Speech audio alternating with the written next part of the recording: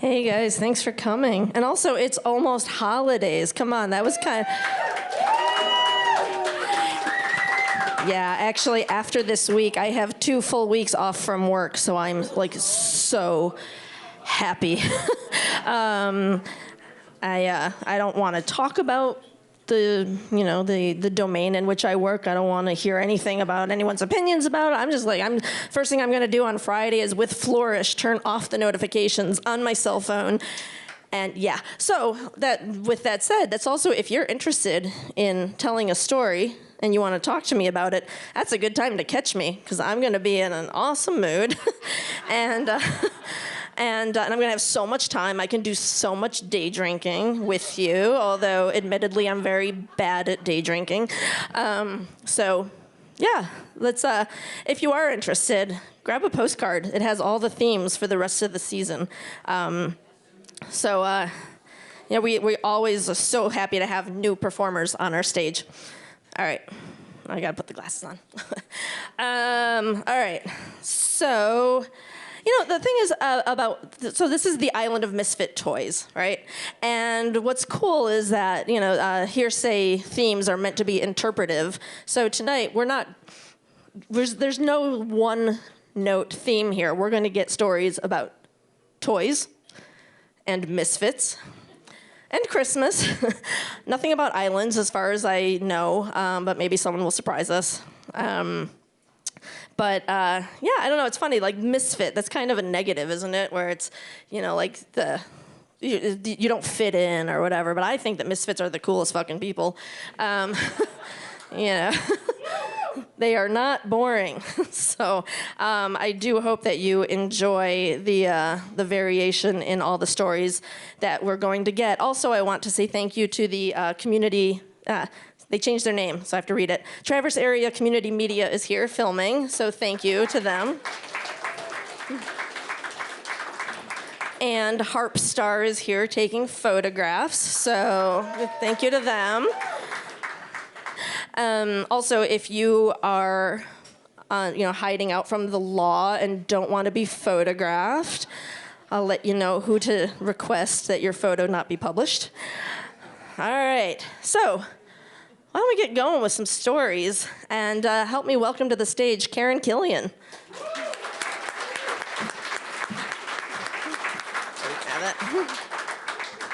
Hi, Karen. Hi, Karen. So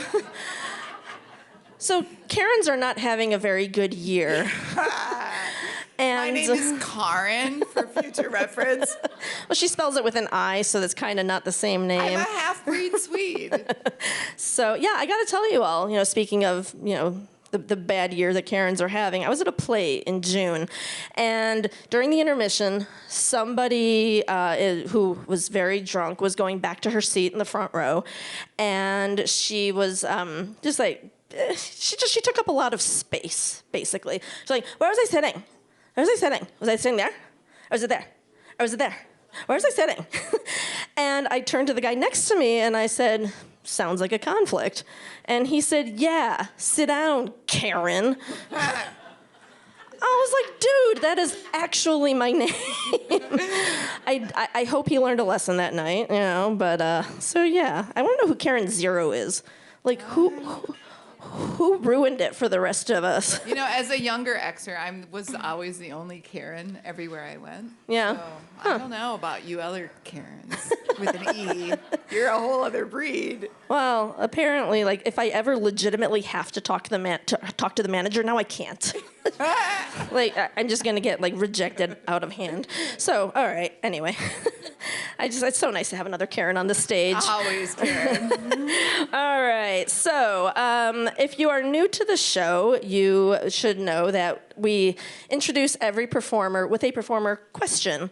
Every performer tonight is going to answer the same question, and we have them go on theme. So the question tonight, Karen, is, what is it? There it is. Okay, which of your childhood toys have you kept for all these years, and why? Okay, so when I was in kindergarten, I had my tonsils out, like just about every child in 1981. And I had to go to the hospital and spend the night alone for 2 nights. It was eerie and lonely and super crazy fun because everybody kept giving me presents, even random people that I barely knew, like my dad's clients. He had a construction company. And one of his clients that winter had 2 little girls a little bit older than me, and they were my heroes. And they gave me this little gray mouse. In the 40-odd years since December 1980, when I had my tonsils taken out, oh God, it's been a long time. My parents divorced. We lost a few houses. Like my mom's remarried a few times. Most of my childhood toys are not around. But this mouse has lived in every underwear drawer of every apartment and every house I've lived in since then. And my kids still think it's really cool. And his necklace is actually a bracelet, a macrame bracelet that I made at camp when I was 10. Aww. So I call him Mousy because I was super original. So does it have a scent to it? Why the underwear drawer? Because it's small and I don't like clutter. I don't know. Maybe he's a little bit of he has some secrets. I don't know. Cool. All right, another round of applause for Karen.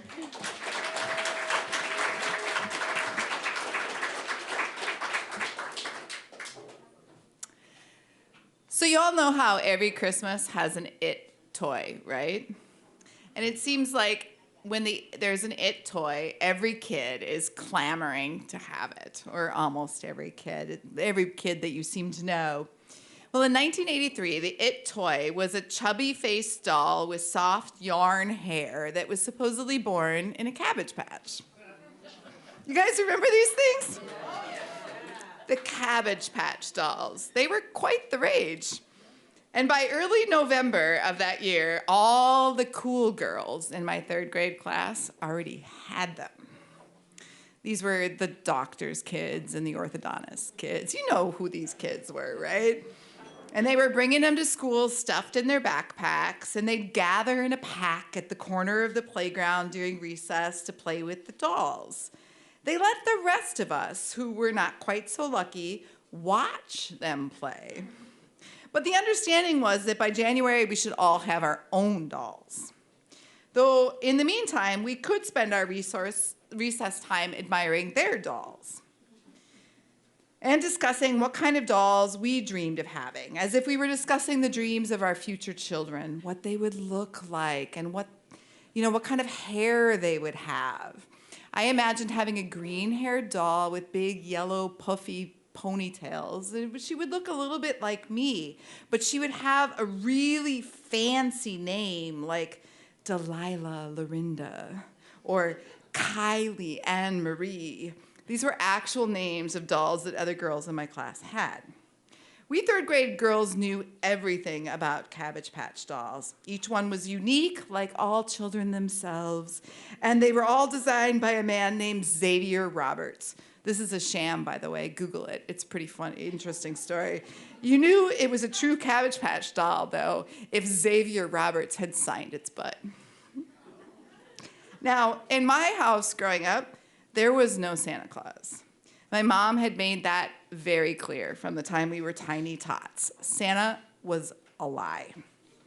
So I knew there was no fat man in a red suit who'd fly through the sky, slide down the chimney, and leave me a Cabbage Patch doll under the tree. My mom was an honest, pragmatic woman, and she just insisted she wasn't going to lie to her kids. I grew up knowing that Santa was a fraud, and I pretty much thought that any kid who believed in Santa was an idiot. In fact, I did tell a few of the neighbor kids that they were idiots. Their parents didn't like that very much, but whatever. Somebody had to set them straight. So anyhow, I always knew that any presents that I would get for Christmas would have to come from my family. But that didn't keep me from dreaming or begging. I wanted a Cabbage Patch doll so badly. Even if it wasn't that one I dreamed about with her cute yellow ponytails, just like my own, I'd even take one of the ugly boy dolls with the shaggy hair. I just had to have a Cabbage Patch doll. And I am certain, especially now that I've raised 2 3rd graders, girls of my own, that I probably talked about it incessantly. I come from a family of pragmatic Midwesterners who are more likely to sponsor a refugee family than to buy the new It toy. But even if they had wanted to get it for me, these dolls were notoriously hard to get. Parents had started punching each other out in big box stores all over the country just to get one of the few Cabbage Patch dolls on the shelf. There are actually business school case studies written about this now, and if you Google it, it's called the Cabbage Patch Riots, which that's a whole nother level of, is it news? Is it fake news? I don't even know. But I'd seen all about this. I learned about it on the 6 o'clock news. Still, I went to bed every night dreaming about that Cabbage Patch doll. And by the time Christmas Eve came around, I could barely sleep. I was so excited to hold this soft, cuddly doll of my own in my arms. So imagine my excitement when I woke up on Christmas morning and there was this giant box under the Christmas tree with my name on it that had not been there the night before. In my family, we take turns opening presents. We have to go around in a circle, starting with the youngest, so everybody oohs and ahs at the newest acquisition. And so my little brother, Kendall, got to go first. I have no idea what he wanted, but I'm sure he was delighted because he was just delighted by everything. But eventually my turn came, and I grabbed that big box, slid my fingers under the wrapping taper, and gently tugged it off. And inside was a brown cardboard box. Now, I knew Cabbage Patch dolls came in a light, pale yellow cardboard box with plastic, like, in the front so you could see their face. But whatever, I opened it up.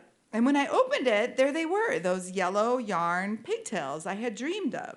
I reached in and pulled out the doll, and the body was the right shape, soft, chubby fabric, made out of fabric. I could squeeze it. And I glanced up at my mom. She was staring at me with this eager look on her face, like, just so excited to see what I thought. But something was off. I mean, if I squinted, the doll looked like a Cabbage Patch doll. But there was something goofy about the face. Instead of those cute round nose with these round, nubby nostrils that kind of looked like balls of bread dough that had been stuck right there, right in the middle of her face, above her mouth, this doll had a sharp little nose with these angled plastic pieces hanging out of the corners that kind of looked just like, I don't know, boogers. Do you like it? My mom was so eager. I was a well-trained daughter. I couldn't dare tell her what I thought. Sure, I said. What are you going to name her? And that's when I knew.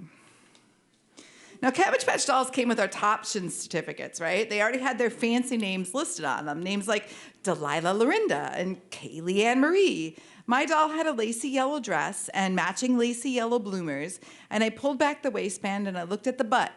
Sure enough, no signature. It was all I could do not to cry. My doll was fake. Now, over the rest of that Christmas day, which seemed to drag out forever, I learned more about where that doll had come from.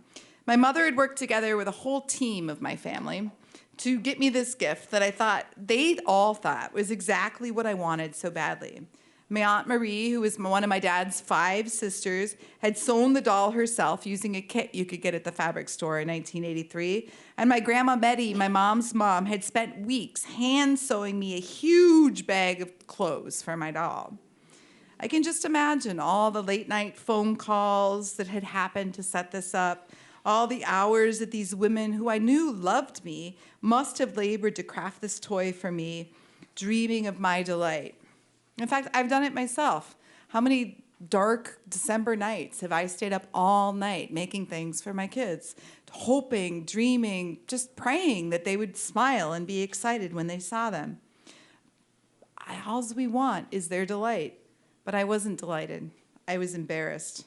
I knew there was no way I could bring that doll to school in my backpack. In fact, I hid her in my closet under my stuffed animals. And when school started up again that January, I took up dodgeball. And I started playing with the boys every day just so I could avoid the girls and their Cabbage Patch dolls. I got really, really good at dodgeball. I was bigger than most of the boys still, so it was all good. But I still would take her out every once in a while and dress and undress her in all the cute clothes my grandma had made, only when my door was shut, though, and nobody else would see, because I was ashamed of her. This wasn't the doll I'd wanted, and I was disappointed. But I also knew that my mom was disappointed in me. Fast forward a few decades, my parents will get divorced. My mom remarries and remarries again. And all of our childhood toys ended up in garbage bags in one of my mom's garages in rural Minnesota. Every toy I'd ever loved and cared for was eaten by rodents. Except for some reason, that stupid, fake Cabbage Patch doll. Because my mother had brought it into her house when she remarried and stuck it on a tiny little rocking chair that had belonged to my older brother, who was, of course, being the firstborn, the favorite child. Now, I have 2 daughters of my own, and when my oldest daughter was in kindergarten, all she wanted was a doll, an American Girl doll. For reference, Cabbage Patch costed $25 at Kmart. An American Girl doll was $130. And the year my older daughter was in kindergarten, her dad lost his job on my birthday on November 16th, and I went back to waiting tables. But man, oh man, oh man, was I going to make sure she got Josephina for Christmas, right? Because, the fake doll from Target was not going to cut it in my book. She was getting that doll. I went through my house, and I sold off everything I could find on Craigslist just to buy that stupid doll. And, of course, she was delighted on Christmas morning, absolutely thrilled. She got her Josephina doll. I'll always wonder, though, did I make a mistake? Could she have learned more if she'd never gotten the one thing she pined for? But it isn't really about the doll, right? It's about the act of love. It's about showing somebody that we really care for them when we give them a gift. This is what I tell myself. And if I ever forget that stupid, fake-ass Cabbage Patch doll with the boogery nose is still sitting in the family room at my mom's house to remind me. Thank you.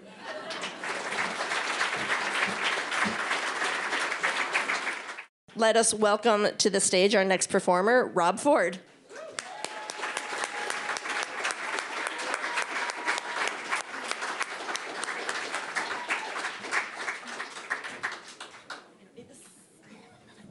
How's it going, Rob? Hey, it's good.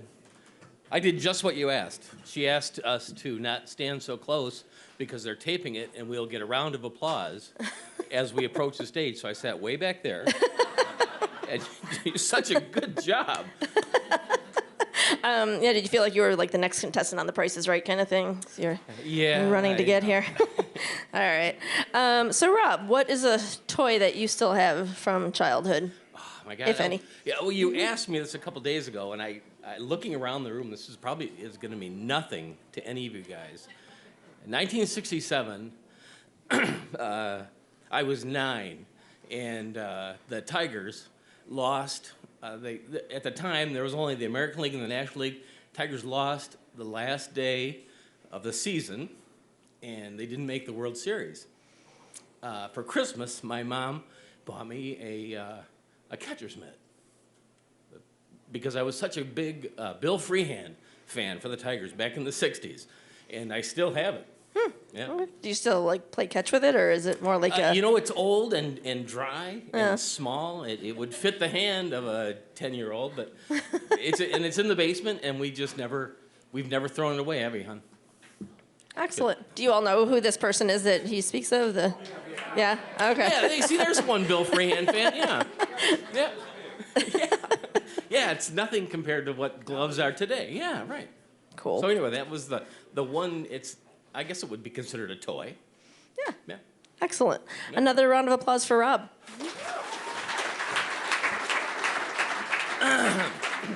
So long before I began to look like Santa, I tried to do his job. So by that I mean in 1987 we had moved to Elk Rapids, and I had 2 little kids.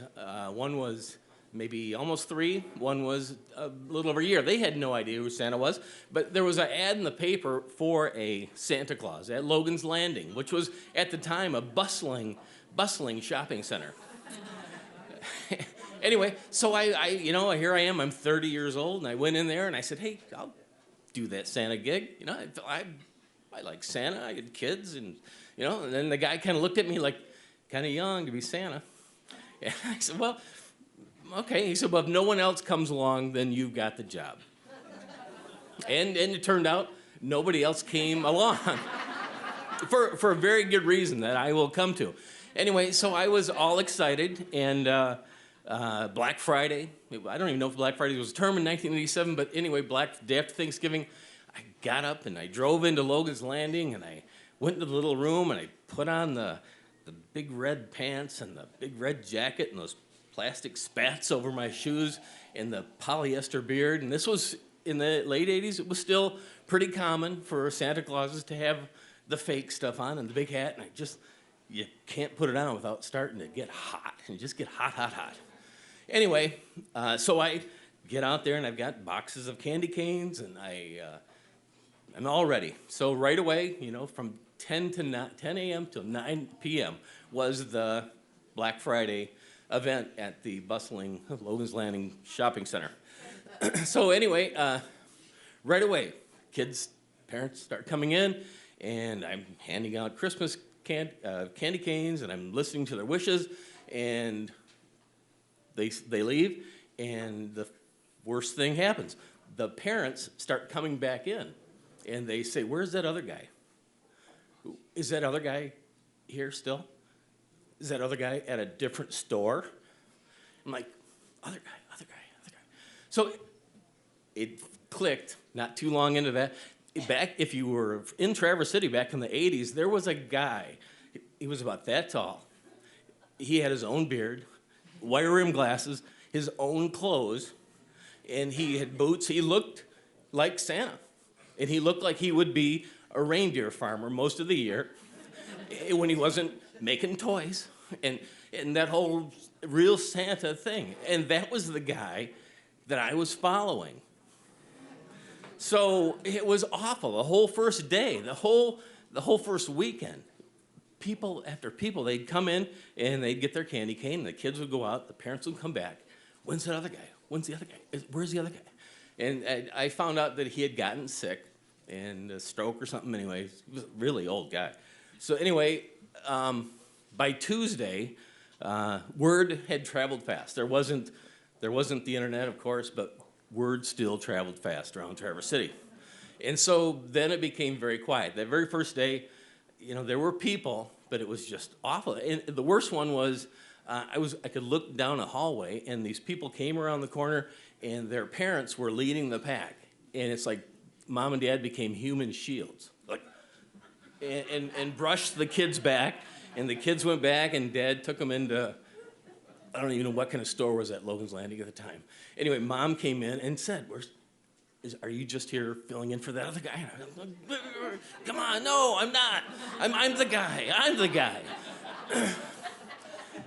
And anyway, I sat there for the next, from like Tuesday until Christmas Eve, reading magazines and reading books and counting windows and counting wood slats on the wall. I just remember it was just the most boring, disgusting thing I had ever done. It was just, oh man, are you kidding me? I was so excited to be Santa, and it turned out to be a flop. Anyway, Christmas Eve did come. Took forever to get there, but it did get there in 1987. We had Christmas Eve. The highlight was a guy named Dave Fortin from TV 7 and 4 came out and shot his annual Santa thing with me, this wrong guy, doing the thing. Yeah, and I learned two things. First, I still can't lie to kids. I mean, the Santa thing, you're lying. You're lying about, everything. It's one piled up lie, right? I find it today, 30 years later, just as amusing to explain reality to a kid as that. Second thing, as you go through life, you will never want to be the guy that follows the guy. Right? Nobody remembers who broadcast Tiger games after Ernie Harwell retired. You don't want to be the guy after the really popular minister retires. You don't want to be the guy after the real cool teacher leaves town. You want to follow the buffoon, the fool, the failure. Which is what the guy at Logan's Landing did the next year. So it's going to happen. It's going to happen. Alex Trebek is going to retire from Jeopardy. I'm not going to replace him. Merry Christmas.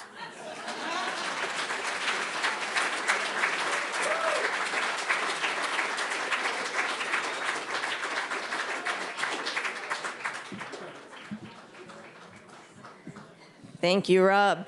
You know, I forgot to make a really important point when I first started this whole show. Holy crap, this brand new stage.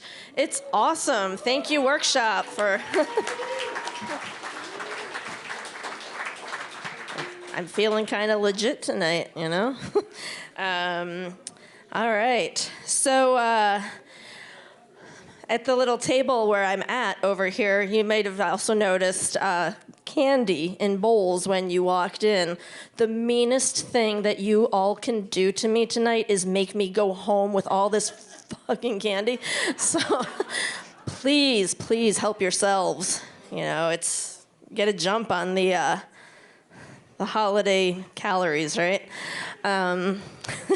Because also, you know, I said when I go on vacation, I don't want to talk about my work. I work in dietetics. So, like, I am actually, let's say I'm off the clock, like, as of right now. Eat candy, everyone, please. All right. So, help me welcome to the stage our next performer, Tim Keenan.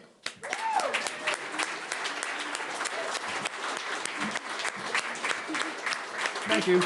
Hi, Tim. I should go back and walk around like Rob. Yeah. Like some victory laps before the story? Yeah. All right. So what is a toy that you still have or wish you still had? Wish I still had. Yeah, I don't know if I don't think I have any toys. I looked around. I was into marbles. And no, Karen, I didn't lose my marbles. But yeah, I was into marbles. Like, does anyone play with marbles back in the day? I mean, way back in the day. You know, there was steelies and there was cat eyes and puries or something, and then you do like this and you steal a marble. And I saved them for a long time, but then I ended up giving them to my oldest son when he was younger, thinking he'd be a marble phenom. But he never really got into it. So No, so they just sat in a drawer, or you gave them away. Well, I don't know what he did with them. Yeah. They're gone. Cool. Yeah, Probably threw them at cars in a snowball or something. Nice. I never really understood marbles. I know that you're supposed to hit a marble with another marble, but Yes, you yeah. steal the marble. That's how then you get their marble. All right. You want to bring it back? Oh, serious yeah, stuff. you know, maybe Yes. someday we can all meet in the parking lot and get a marble lesson from you. We'll do, marbles and jacks. Excellent. Jacks, too. Sounds Remember good. jacks? Okay. It sounds very wholesome and quaint. It's very fun. Very harmless. Another round of applause for Tim. Thanks. Hi, boys. Hey, Karen, I forgot to tell you on purpose that I'm going to tell another little story beforehand. And the little story, it's not going to take a long time. But this is a story that my dad told me before I go to bed. You know, a lot of times he'd tell me really good stories, and my mom or my dad would read a story or tell me a story before bed. So I'm in bed, they tuck me in, and I said, will you tell me a story, Dad? Yeah, I'll tell you a story. And here's the story. I didn't like this story. Some of you may have heard it before. I'll tell you a story of Jack and Minori, and now my story's begun. I'll tell you another of Jack and his brother, and now my story's done. Now go to bed. I said, Dad, not that one, please. Anyway, okay, so now on to my... See, Karen, I told you it wasn't long. So anyway, so this story, you know, I don't know what the story is with everyone here, but this is a story about, I guess, the killer weed, marijuana. I don't know how many people have smoked marijuana in here. You don't have to raise your hands, but probably a couple of you have. I don't want you to incriminate yourself. It is legal now, so... But this is back in the 70s, and... So, like Karen, we're talking about misfits. I guess that would be me. And the toys were live toys. And so I'm living in Clearwater, Florida. And I'm like 2 years out of Vietnam. And I'm living down there working. And my cousin just got out of Vietnam, and he came, before he even went home, he came down to visit me, and because we shared the same kind of experiences. So, but I got these tickets. I scored these tickets to Richie Havens at Busch Gardens. And Busch Gardens, has anyone ever been to Busch Gardens before? It's a gigantic place, you know, it's like there's all kinds of wild animals and there's trains and stuff like that. Anyway, there's a little amphitheater there at Busch Gardens, and it's just a quaint little place. It seats about 300 people. There's a little stream running through it and stage is right there. It's really cool. Couldn't wait. So before we went, I rolled up a big doobie. Okay. You got it? Okay, good. And I put it in my pocket, and away we went. And I said, let's smoke. We'll smoke this doob. We'll go around, we'll look at all the animals and shit. And by the way, at Busch Gardens, you can drink beer there, too. They have little, because Busch owns it, so there's little cups of beer at each stop. You could go and you could have a beer. So we went around, and so there's a train that goes around. It's kind of like the train, a little bit bigger than the train that used to be at Clinch Park down here. And so we were hanging out, just having a good time, and there was these little, and I don't even know what we call, you know, like at Disney World, like Mickey Mouse and Minnie Mouse and Pluto. What are those called, those characters? Anyone know? You know what, but you know what I'm talking about? Well, there were these owls. Like they have big heads, about this big, they're about that big heads, big eyes, and they were frolicking around. And so we were doing our thing, but it seemed like when we get on the train, and it seemed like everywhere we went, these owls were like 50 meters away. And finally, I said to my cousin, I said, hey, Rod, I think those owls are following us. You know, he said, oh, bullshit, man, come on. And you're being paranoid. And so I'm not being paranoid, man. I think okay, so let's get on the next train. We'll get on it, and let's see if they don't get off where we get off. So we hung out for a bit, looking at the animals and stuff, and we got on the next train, take off. Weren't even paying attention to the owls. Get off. We went over by wherever the snakes were, or whatever, or the alligators or whatever, and looked around, and I said, Rod, there's the owls right there, man. And they're not talking. They're just moving around, and they find kids, and they play with kids, but they don't keep their eye off us for some reason. I don't know why. So anyway, after we do this a couple times, my cousin's now convinced these owls are, in fact, following us. And again, I don't know why. So now it's getting close to the time of Richie Havens, and we got to smoke the doob. And the owls are getting in my way here. I'm getting annoyed. So I said, okay, here's the plan here. Let's get on the caboose of the train in the back, in the way back. So there's no way they can be behind us. We'll go one stop up and then get off, and there they go, they're gone. Let's do that. He said, okay, good idea. So we get on the train, get in the back. There's no place to sit behind us, nope, but there is a place to stand, and then there's a railing in back.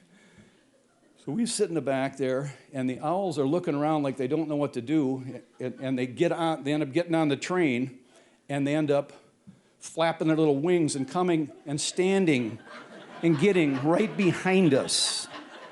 They're right behind us, right there, right there. And I'm looking at my cousin. Okay, I'm getting pissed off here now. So finally, I said, okay, I'm going to tell him. I'm going to tell him what's going on here. See this? This is a doobie. This is a joint. We're going to smoke this, and we're going to go to see Richie Havens, and you're annoying us. Will you get off and give us some privacy? And they started flapping their little wings like this and stuff, and I go, do you want some of this? And they shook their big heads like this. I go, oh my God. My cousin's laughing so hard. It was pretty good for him. He just got out of Vietnam, and he had a bad time there. This was great for him. But anyway, so I lit the joint up, and passed it to my cousin. He took a hit, and I go, hold it here. How are you going to do this? And the owl moved really close to me and said, give me a shotgun in the eye.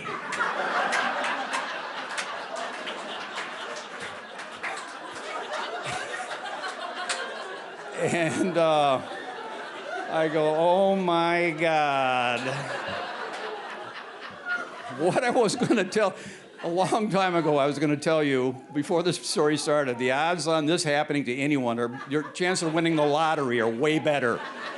I got these owls. So I turned the doobie around, put it in my mouth, and I came up to the eye, the big eye, and it came forward, and I looked, and here's what I could see. So I blew a billow of smoke into the eye, and then flapped the wings a little bit, and then that owl moved. They changed places, and I go, okay. And then I moved closer, and there was another. I blew it in there, and these owls were just so happy. And to tell you the truth, I have no idea. Now, you're going to ask me this question. I don't know why they signal me out. I mean, I really don't. My cousin had short hair. My hair was a little bit long, but I don't look like I smoke. My cousin, I didn't tell you this. We thought, are they drug-sniffing owls? We thought about that. Anyway, after the next stop, those owls jumped off the train. They looked at us. They flapped their wings, and away they went, frolicking into the sunset. And my cousin and I went to the Richie Havens place and got off, found a spot, smoked the rest of the doob, went and saw it in the second row, watched Richie Havens. It was an awesome day. Now, there's one thing I want to tell you, but I didn't want to tell you this during the story because it would have taken away from the story, because one of my friends suggested I do this. When I said shotgun to the eye, it was like shotgun to the eye. I saw you. You go, no lens here. Never mind. That's the end of my story. Thank you.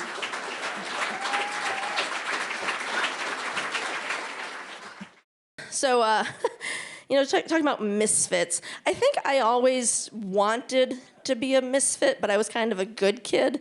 And so I failed at it. It was not my strong suit. I remember I had a friend. Well, first of all, I should preface this by saying that I was a little boy crazy back in the day. Like, if there was a good-looking guy across the street, I might have just wandered into traffic to go say hello.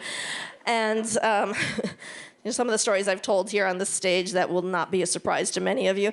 But anyway, so, but at this one time, we were in high school, and my friend Stephanie had a huge crush on her coworker at McDonald's. And his name, I don't remember any of the people who my friends had crushes on, but this guy's name was Bob Shrimp. That's such a weird name, Shrimp. Okay, so Bob Shrimp. Stephanie wanted to impress him. He was working on Halloween.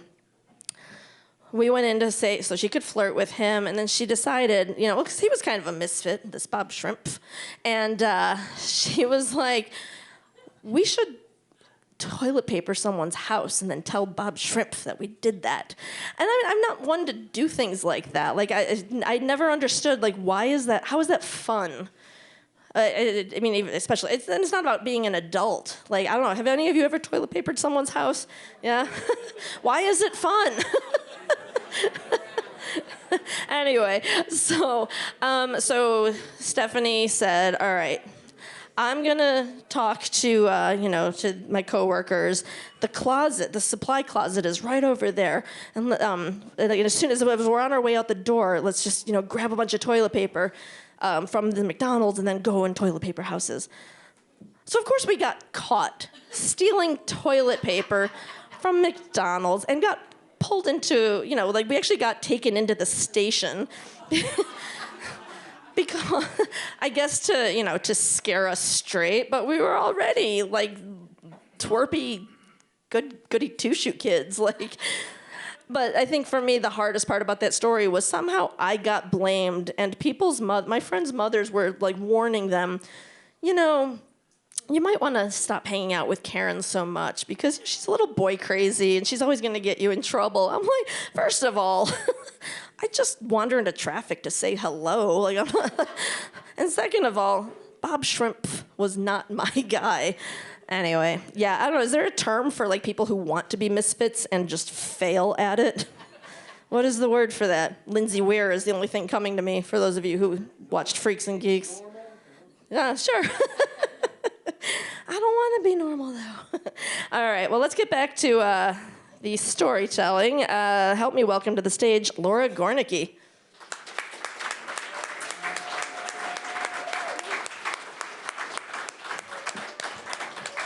How's it going, Laura?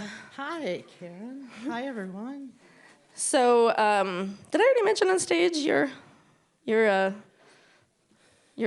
September coup? You haven't been here, have you? No, I haven't been here in a while. Okay, so the March show of season 6, Laura told the story of unexpectedly winning the Ohio Lesbian Festival Arm Wrestling Championship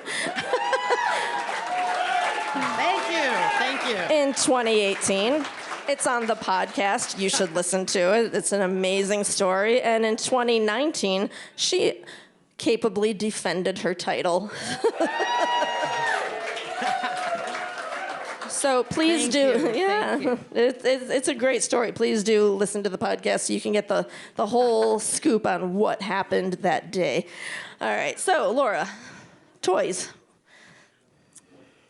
My favorite toy growing up, I acquired her from my rich cousin who had all the best toys. I just told her that nobody loved this fat baby, and could I please take her home with me? And the baby truly was a fat baby. She was one of those creepy dolls with the plastic heads and the cloth bodies and the plastic limbs, and she was huge. She had those rollback eyes, but I loved her, and she went everywhere with me. And even to this day, my partner and I'll put Fat Baby in the seat of her car sometime just to surprise her. And Fat Baby's arms and limbs like reappear and then disappear. So I'm still having some fun with her now, even, I guess. Did you bring her tonight? I did not, no, and I thought about it, I'm like, well, that'd be weird, but I should have. And I carried her around by the hair, even though I had to have my arm about there. Maybe that's why I'm strong, I don't know. But I had to carry her around like this, and as a result, her hair, she just had hair sticking up, just a sprout going straight up on the top of her head, so she's not pretty, but she was loved, very loved. Okay, well, if you send me a photo, I might just share it from the Hearsay Facebook page, because I really need to see this. Okay. All right, another round of applause for Laura.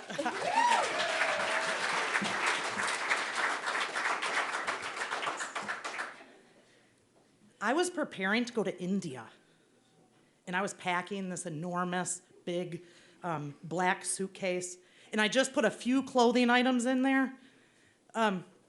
22 years later, I still remember every article of clothing I took, because the bulk of that big black suitcase was school supplies, markers, stickers, alphabet banners, math posters.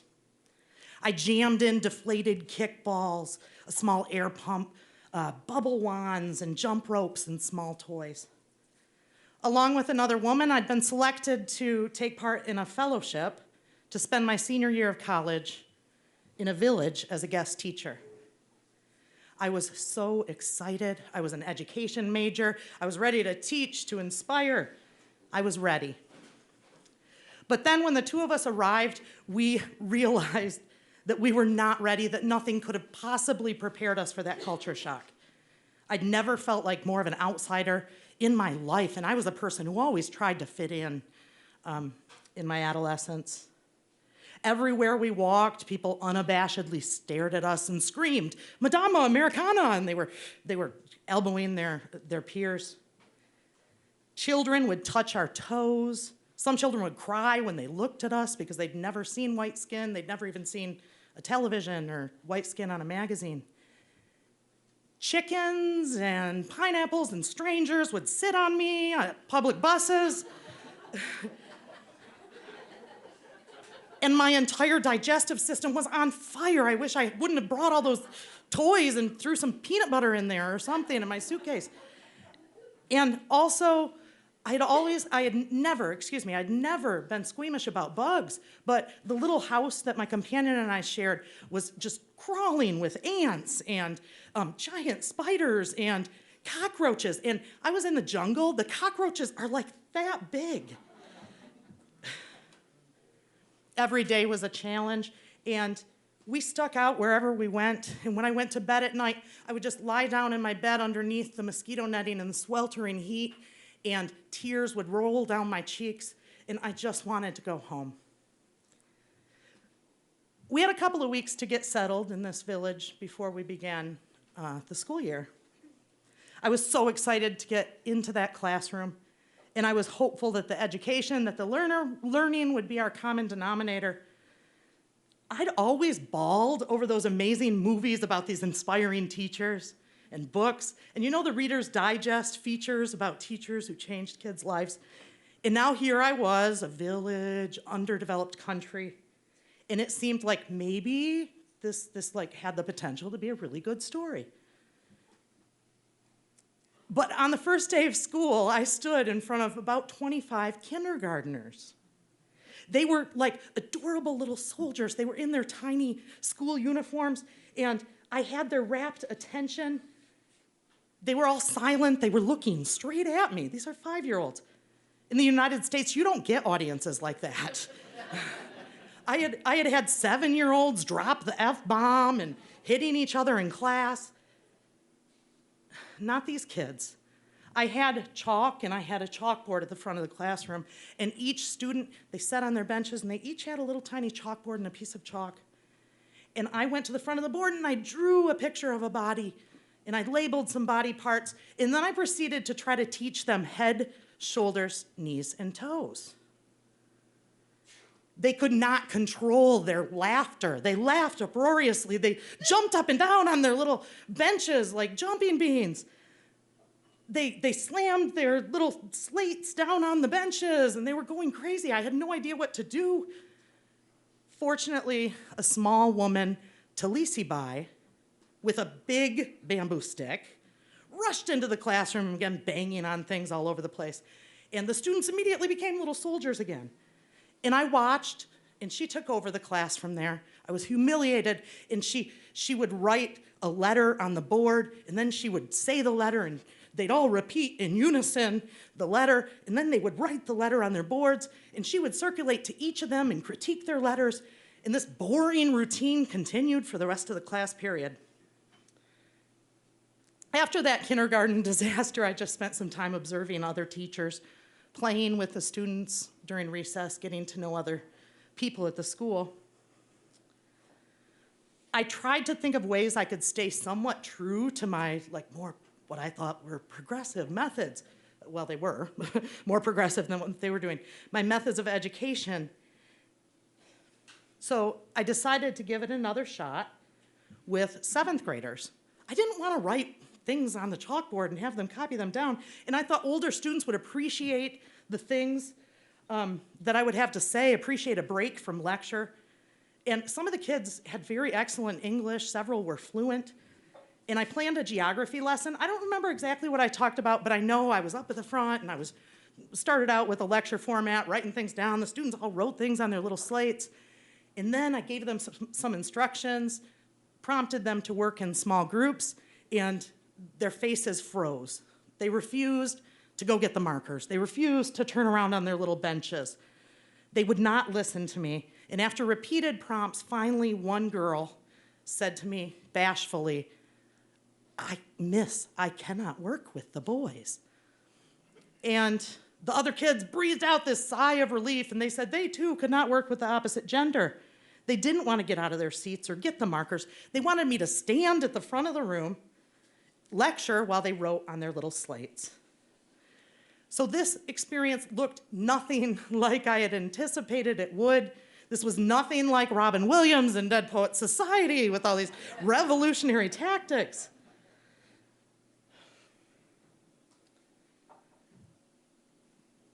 My teaching at Mapalai Memorial Public School in theatrical was not what I had imagined because of these deeply held cultural beliefs, but actually, I ended up kind of liking it. I carried a bamboo stick around myself. I didn't hit the kids, but I did a couple of times rap them on a table to get their attention. And I hate to say that, but I abandoned my way of doing things. And it was a whole lot easier than cutting out, coconut trees and stuff on paper and thinking of creative lessons. I abandoned all my notions of what the experience should entail, and instead I just tried to connect with the people. I tried to connect with others. I tried to be useful. I would say one of the days I was most useful was the day I heard this raucous commotion in the teacher's lounge, and I ran in and I worked myself into a huddle, and there was a little boy, a small boy, Srideep, that had a ring stuck on his finger. And everybody was screaming and they were pulling, and Srideep's hand was getting bigger, and he was crying, and they couldn't get the ring off. 2 teachers held him horizontally across their bodies, and a 3rd person pulled. So I was useful in that situation. I got some cool water. There was no ice because the intermittent electricity wouldn't freeze water. But I put his hand in some cool water and put some lotion on that ring, calmed him down, and it slid off. So there was the magic, not like Robin Williams' teaching moment, but everybody was amazed. They thought I was a genius. Their first aid skills were a little rudimentary. I remember a story about somebody choking on an egg and everybody saying that it was his time to go and the gods were willing it so. Yeah, seriously. And everybody was nodding their heads in agreement. And I said, well, you just have to, and I'm talking to them about how they could have prevented this. And I was an American Red Cross first aid and CPR instructor. And so I thought, I'll do a first aid class with the teachers. Seems like they could benefit from some basic first aid. And they were grateful, and they listened intently. And I loved those sessions together, and I loved the time with the students. I ended up teaching them English using much different methods than I'd anticipated. I gave them stickers on the playground. I blew bubbles with them. They'd never seen such behavior in an adult. They taught me hopscotch. They taught me not to stand under the coconut trees. I jumped on their bus routes home just for fun. Their families helped me buy things at market, which was a win-win because they learned English and I didn't get ripped off on my rice and my tapioca root. I played kickball with the boys, and I just have to say that frequently there, people would talk about my size, and I know I have a few extra pounds, but I was a size 8 or 10 when I was in India, 150 pounds. And they would always say, Miss, you have too much fat to run. And then I'd hit the hell out of, a ball, and they couldn't believe it. And there was a track meet, and I won because I had these Nike tennis shoes, and they were all in flip-flops or barefoot. And they were amazed. So I played kickball with the boys. I jumped rope with the girls. I taught them variations of tag. Eventually, they did grow to learn to love silly songs like Head and Shoulders, Knees and Toes. My story was definitely not like one of those inspiring teaching movies. Despite this, I realized that the experience was a success. We learned from and with each other, and we just celebrated our shared humanity. And I will never forget riding out of the village on my last day, seeing it all rush by me out the windows. And tears, this time, were rolling down my cheeks. But they were not there because I wanted to go home. They were there because I realized that I had found a new home, and I didn't want to leave. Thank you.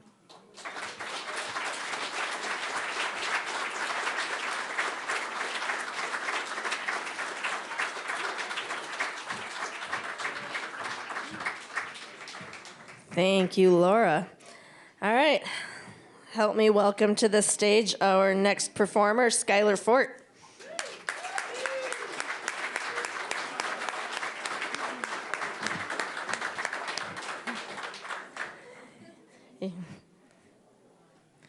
Skylar's a little taller than the rest of us. Let's give him a moment. See if it goes up. Cool. You good? All right. How's it going, Skylar? I'm okay. Cool. All right. So, what is a toy that you had in childhood that you still have now? I am a child of the 90s, and there was only one important sport, street hockey. And I still have my original hockey stick that replaced a stick. Oh. Nice. And do you still play with this stick? It comes out once or twice a year just to put my brothers in check. Excellent. Playing hockey, I don't hit them with it. Yeah, I figured. Cool. Another round of applause for Skylar.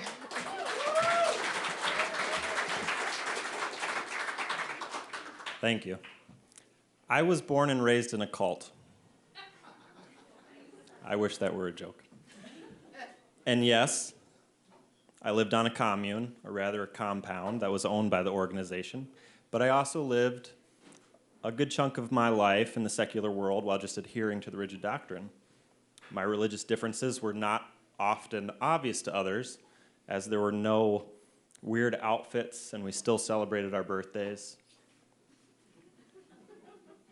Holidays like Christmas and Halloween included candy and presents, but each celebration carried with it the weight of heavy doctrine. These were the times to really focus on inculcation and further the us versus them mentality. Instead of Merry Christmas, our greeting was Happy Household Holiday. And while you were getting into the Christmas spirit, I was attending meetings focused on debunking the fact that Jesus was born on December 25th. It's actually September 11th, 3 BC, if you're wondering. And emphasizing the pagan, i.e. devilish origin of everything from the tree to the church bells. Because 99% of the world had it wrong, and we were the called out few who lived in the light and true understanding. For me, this might go without saying at this point, life was lived under a waterfall of judgment, shame, and fear. I avoided sexual situations as a teen because I thought it would open myself up to the wrath of the adversary, the devil. And if I had sex, it would result immediately in my partner getting pregnant and me contracting AIDS simultaneously. The founding president was of German descent and often wove in a hatred of Jews to his teachings. Our ministry bookstore even sold anti-Semitic books outlining how the Holocaust was a myth.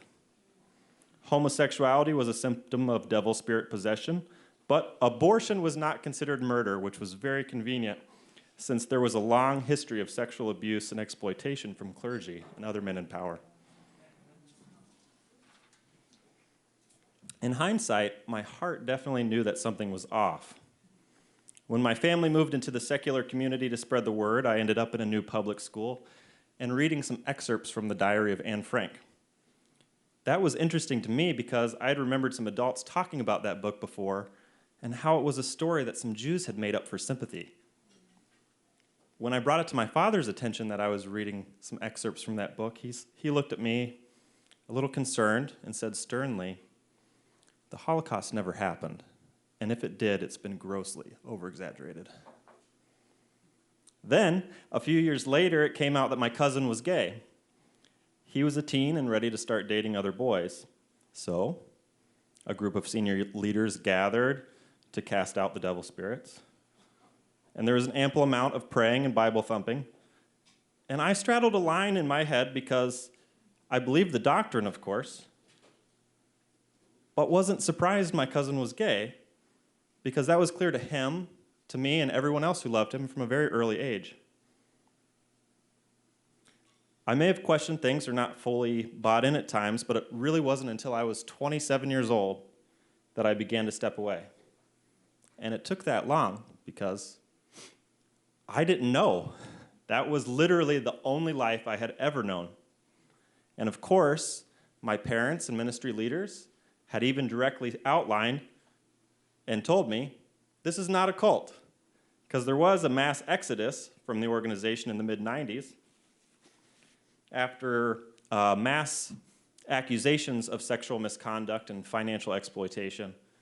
So it became part of the very routine preaching, this is not a cult. To my mother, the C word is cult. And it triggers major defenses in conversations still to this day. My transition didn't occur with a single aha moment either. It was clear to me that I hadn't been happy despite having reached all the general milestones in life, including a healthy, maybe not mentally, happy family and financial success, but I still didn't understand why. I thought I just hated my job and didn't like living in the city anymore. In the cult, I'd been taught that if I was ever having a hard time, I should give more. So I gave, and gave, and gave, and gave, to the point that I was totally burned out and was not seeing the rewards in service to God or to others. So my wife and I decided to move to Traverse City just in time for my oldest daughter to start kindergarten. And my wife had lived in Traverse City the first few years of her life, and we were still connected to the area through her grandfather. And this seemed like a great place to raise a young family and start a business I could manage on my terms. But moving to TC opened a portal to the past. Being here inspired my spouse to look more deeply into her family history. See, her father had committed suicide when she was very young, and her family was also involved in the same organization. So his death had been framed as selfish, in which he had opened himself up to devil spirit possession and the devil took him out. His life before death was essentially ignored, and she had little to know him by. So she began to press the extended family and friends for more details and background. She reached out to a writer who had actually interviewed her father shortly before his death about the Bible fellowship he hosted in his home. She even corresponded with some ex-leaders from the ministry. Here's the story we were told. Her father had provided room and board for a clergyman assigned to lead the area. And while her father went to work each day, that clergyman was home with her mother. And the clergyman used his position of power to seduce her. And that betrayal, the betrayal her father felt from his spouse, from his clergy, and from the ministry that he had fully devoted his service and belief system to, triggered him to literally break his own heart with a bullet. For the first time in my life, an accusation hit close to home. I could no longer frame them as just accusations. I, at this point, believed this story to be true. And if that were true, then thousands of other accusations against the organization that I grew up in were also true, or at least could be. Any remnant of faith that remained for me at that point shattered. So I drank about it. I chose my beer based on the highest ABV, and I drank whiskey from the bottle. But waking up each morning in a cold sweat as my body sobered up was not where I needed to be either. Clearly, I needed a lot of therapy, right? Unfortunately, therapy was something I had been conditioned to neither trust nor value. I pulled myself off the path to alcoholism by focusing on diet and exercise, and I put a little effort into making friends. But Cult Skylar was a bit of a judgmental dick, so I didn't gain a lot of traction in that department. And the doctors who prescribed medications to fight off depression and anxiety didn't get me quite there either. But thankfully, eventually I did surrender to therapy. And seeing my therapist is when I realized I was pretty fucked up. There was an awful lot to deal with, to deprogram, to understand, and to reframe. But my vision slowly changed, and things started to make sense. I found out about this thing called a sense of self, this idea that I didn't have to be intensely driven to serve others all the time. It didn't have to be my full-time occupation to suffer for others. Which may seem like simple stuff, but mind-blowing if you've only lived a life of service. My work in therapy led me out of the cult, and that personal growth eventually led me out of a marriage that was rooted in the dysfunction of my previous reality. It led me to be a more fully developed human being, a person who can respect a theological conversation without judgment, but also give time to consider how I feel, because how I feel matters. And when I feel, I'm learning, but my heart is often ahead of my mind. Now I know to give these feelings some consideration. So now I've reconciled with my family of origin. I feel genuine love for and from my parents. I still drink and exercise, but with a bit more balance. I'm a loving, devoted, and active father. I have great friends to whom I'm a dick a lot less frequently. And one of my very best friends is even Jewish. Thank you.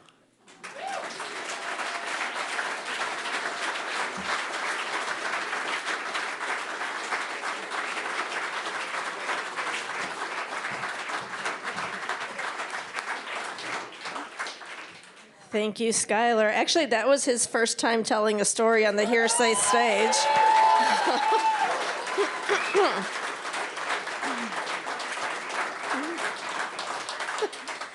Actually, the friend he speaks of, I happened to meet on Rosh Hashanah. So, yeah, actually, my friend came up to me and said, "There's another Jewish person here. You should go say hi." So, anyway. Let's welcome our last performer of the evening, who also is a server at the workshop, Heather Hudson.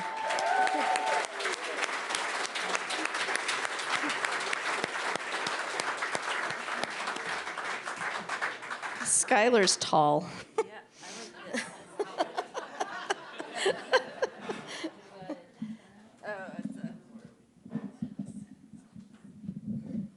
Okay. Hi. Low. All right, so Heather,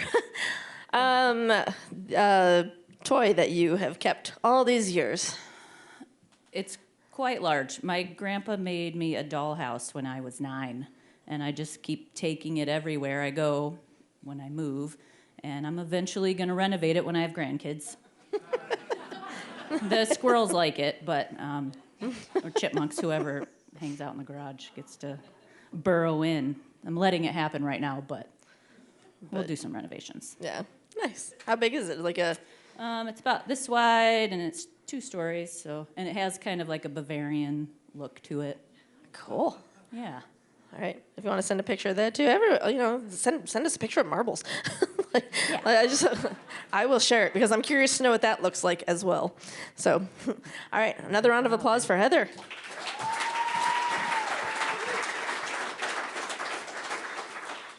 It was Christmas morning, 1987. I was 12. My brother Donnie was 9. Timmy was 2. And Mom was 7 months pregnant. I was hoping for a sister, but it would probably be another brother. I guess that would be okay, too. The 3 of us did our Christmas morning ritual of sitting on the bottom of the stairs, singing Christmas carols as loud as we could to wake our parents, whose bedroom was on the other side of the house. We weren't allowed to go to their room because we would have to pass through the living room where the Christmas tree was, and our parents didn't want us to see it without them because they loved watching our reactions. So we sang and sang until they came into the kitchen to make their coffee. We excitedly waited for them as we dug through our stockings and compared what Santa had brought us. Santa always left our stockings next to our bed, so it was the first thing we saw when we woke up. I always thought that was really convenient, as it kept us from going into the living room before our parents were ready. It was like they planned it or something. Finally, Mom and Dad had their coffee in hand, and they let us peek around the corner. This was always one of my favorite parts. Turning the corner in the kitchen and seeing our beautiful multicolored Christmas tree illuminating all of our presents. We excitedly gathered around the tree awaiting our turn. We got the usual not super exciting practical presents first, like socks and underwear and some other article of clothing. Finally, Mom hands me a bigger present and watches me hopefully. I open it. It's an older style plastic Barbie case. That's really interesting, I think to myself. I open it up, and there are a bunch of Barbie clothes in it. There aren't new clothes, though. If you ever have had a Barbie, you know that once you take out the new outfits out of the package, they never quite look the same, and they can be really hard to put on. These clothes were also in a 70s style, in brown and orange variety with puffy sleeves and shirts and bell-bottom pants. I picked up the doll that was inside. She was the oddest Barbie I had ever seen. Probably because she wasn't actually a Barbie. She had an edge to her. She reminded me of the Wilson sisters from the band Heart. Her hair was black on top and blonde underneath. And she had makeup, and she looked like she wouldn't take crap from anybody. The top of her head was actually swiveled, so you could spin her hair around and flip it to make her blonde. I swiveled the top of her head to see how she would look as a blonde, but the blonde wouldn't actually lay flat, it just kind of stuck straight up. If I wanted her to be blonde, I guess I would have to find some way to tie it down. There was a lot of stuff in that Barbie case, including some other dolls, not in their original clothing. I was confused. I looked up at my mom, who was watching me. Who gave me this? I said, trying to sound grateful. She sat up a little straighter and said, "Remember a few weeks back when your dad and I picked you guys up from school and we went to the tree farm?" I nodded. I did remember that day. It was unusual for both my parents to pick us up from school. They picked us up and said, "We're going to go pick out a tree." We were really excited. Then they explained that earlier that day, Dad was driving behind a car and something flew off of it and landed on the side of the road. Dad pulled over and discovered it was a purse. He picked up all the items, including a large roll of cash, and took it off and took off down the road to see if he could find the car. He wasn't able to catch up to it, but he looked through the purse and found the address and the woman's license. He went over to the house, but she wasn't home. While he was there, he noticed that it was a Christmas tree farm. He didn't want to just leave the purse on the porch, so he went home and told my mom what had happened. They decided they would head back over later that night and get us and get a tree when they returned the purse. My parents took this opportunity to use it as a teachable moment for us, showing us that if you find something that doesn't belong to you and you can find the owner, then you should do the right thing and return it. My mom cleared her throat again and began, "As you know, your dad has been laid off for a while, and money has been really tight. I did know this. My dad was a millwright, and they were often laid off between jobs." She continued, "We weren't sure we were even going to be able to have a nice Christmas this year. That day your dad found that purse, well, we would be lying if we said we weren't tempted to keep that money. But we knew that it wasn't ours to keep. We were hopeful that they would give us a discount on a tree. I had our last $20 in my wallet. It was all the money we had for the next week and a half until your dad's unemployment check came in. We knocked on the door, and a woman answered. Dad handed her the purse and said he saw it fly off the car. He picked up everything he could find and tried to catch her, but she was gone. He explained that he tried her at home too, but she wasn't there, so he decided to try again later. She took the purse and opened it up.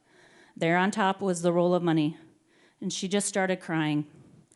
She looked at the money, and then she looked at us and said, "This is actually my parents' house.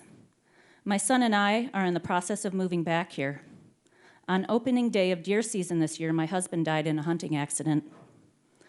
Thank you so much for bringing this back to me." Mom went on with tears in her eyes. She said, "We gave our condolences and looked at each other, knowing we definitely did the right thing. The woman tried to offer us money, but we refused. And she said, "We brought our kids and we plan to get a tree." And she replied, "You can have any tree you want for free." We thanked her and got you kids out of the car and introduced you to her, and then picked out our tree. I wrote her a letter thanking her for the tree. I let her know that her gift was the gift of the tree was a blessing and an answer to prayer. I mentioned that your dad had been laid off, and we weren't sure we could afford a tree this year, and we were so grateful for her gifting us the tree. As it turns out, her dad was a member of the Lions Club. When she told him about the letter, they decided to sign up our family to receive gifts. She must have had a general idea of your ages since she met you. So last night, there was a knock at the door. When we got to the door, they were already gone, but there was a box of food and gifts for you kids, and also for me and your dad. I know that this isn't a new toy, but it is a gift from a stranger that wanted you to have something to open. It was someone else doing what they could to help another family have a good Christmas. Now we both had tears rolling down our cheeks. I went to my mom and gave her a big hug. I knew it took a lot for her to admit they didn't have money to spend on us and to accept these gifts from strangers. I told her it was a great gift, and I actually meant it. It was by far the most impactful gift I've ever received. It was a symbol of my parents' character, doing the right thing, even though no one was watching. A symbol of the generosity of strangers, giving what they can to help others. It is the gift that has encouraged me over the years to drop money in the Salvation Army bucket, to donate to Toys for Tots, to shop for names on angel trees, adopt families, and monthly support 2 kids in Africa. I never took Christmas for granted after that. I learned that people who care and give of themselves are the greatest gift we can ever receive, whether they are friends, family, or strangers. I feel so blessed to have learned this lesson at such a young age, so I could have the opportunity to pay their generosity forward. From my family to yours, Happy Hanukkah, Happy Holidays, and Merry Christmas.